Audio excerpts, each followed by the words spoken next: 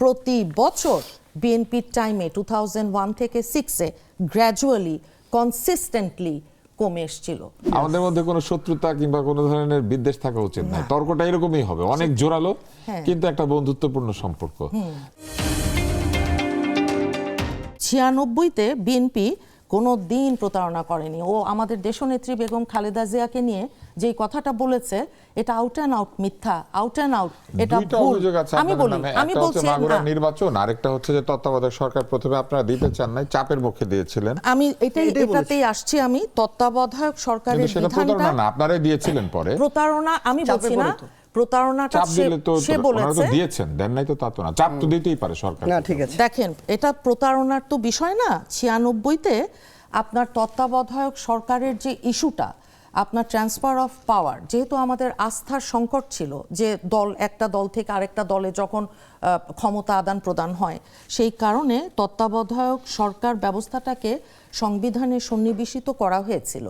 তো সেটা প্রতারণাটা কোথায় হলো আমি কিন্তু বুঝলাম না। দিতে চান নাই ওইটাই বলেছে, এটাই প্রতারণা। তাহলে তাদের অনেক প্রতারণা আমিও বলে দিব তাহলে, হ্যাঁ, যে কি কি প্রতারণা কাকে বলে, কখন হয়, কিভাবে হয়, কেন হয়, দাঁড়ান না কার সাথে হয়। দেখেন দুর্নীতিতে যে কথাটা বলেছে, বিএনপির সময়ে দুর্নীতিতে কোন টাইমের কথা বলছে সে, যে ওই যখন আওয়ামী লীগ তার আগে, হ্যাঁ হ্যাঁ হ্যাঁ হ্যাঁ আমি জানি ক্ষমতায় ছিল, তারপরে যখন আমরা আসলাম বাই ওয়ে অফ ইনহেরিটেন্স যেই দুর্নীতিটাকে আমরা পেলাম, আপনি দেখবেন এটা ডকুমেন্টারি এভিডেন্সে যে তারপরে বিভিন্ন যতগুলো এনজিও তারা দুর্নীতি নিয়ে কাজ করে, আন্তর্জাতিক সংস্থার কথা বলছি, তারাই দেখালো দুর্নীতির যে সূচক আছে সেই সূচকে প্রতি বছর বিএনপির টাইমে 2001 থেকে 6-এ গ্র্যাজুয়ালি কনসিস্টেন্টলি কমে এসেছিল। কাজেই দুর্নীতি বিএনপি করে না, সেটা করে না, বরং তাদের কারো কারো নামে ভীষণ রকমের শত শত, আমি বলি দাঁড়ান না, শত শত কোটি টাকা তাদেরকে পিএ পিএস তার ছাত্র উপদেষ্টা, আমরা দেখেছি যে শেখ হাসিনার একজন পিয়ন কত 300 না 400 কোটি টাকার মালিক হয়ে গেল, দেখে একেবারে ছি ছি পড়ে গেল। আবার দেখি তাদের একজন কোন উপদেষ্টা ছাত্র, তার আপনার পিএস এপিএস, তারও আপনার কত কয়শো কোটি টাকার আপনার ইয়ে চলে এসেছে। কিন্তু এইটা যখন দেখেন, আমি বলছি দেখেন এই রকম যখন অবস্থা হয়, আজকে ওনার কথা শুনে আমার মনে হলো অনেক দিন পর আমি আওয়ামী লীগের বয়ান শুনছি।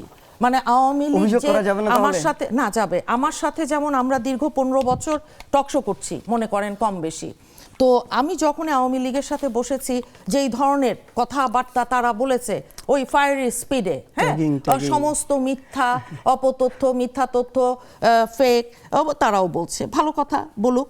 এখন দেখেন তাদের দুইজন উপদেষ্টা যখন থাকতে পারে সরকারের সাথে, সেটা জায়েজ আছে, হ্যাঁ সেটা জায়েজ, তারা ওইটাকে জায়েজ করে দিয়েছে বলে অনেক আগে। না আমাদের তো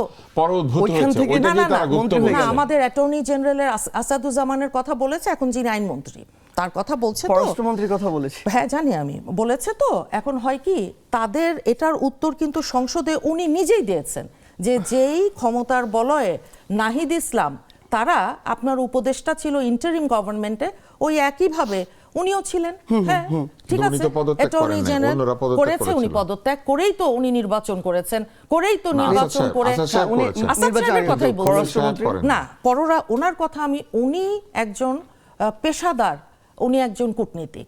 তো উনি আমাদের এখানে আজকে যখন আওয়ামী লীগের 17 বছর এবং ইন্টারিম গভর্নমেন্টের আপনি জানেন এই 18 মাসে অর্থনীতির কি অবস্থা, কত বিলিয়ন ডলার তারা আপনার ডেফিসিট রেখে গেছে, এবং তারা কোনো কর্মসংস্থান, কোনো বিনিয়োগ, শত শত গার্মেন্টস ইন্ডাস্ট্রি আপনার বন্ধ হয়ে গেছে, বিদেশের সাথে আমাদের যে সম্পর্ক আঞ্চলিক এবং আন্তর্জাতিক সব কিছু মিলিয়ে একজন ঝানু যে কূটনীতিক হয়তো সেইভাবে ভেবেছে আমাদের দল তাকে রেখেছে। এখন প্রোপাগান্ডা করলে করা যায়, এক্সাইলে থাকবেন 17 বছর, না এক্সাইলে ছিলেন আমাদের চেয়ারম্যান সাহেব তারেক রহমান সাহেব, উনি নিজের ইচ্ছায় তো ভাই যান নাই।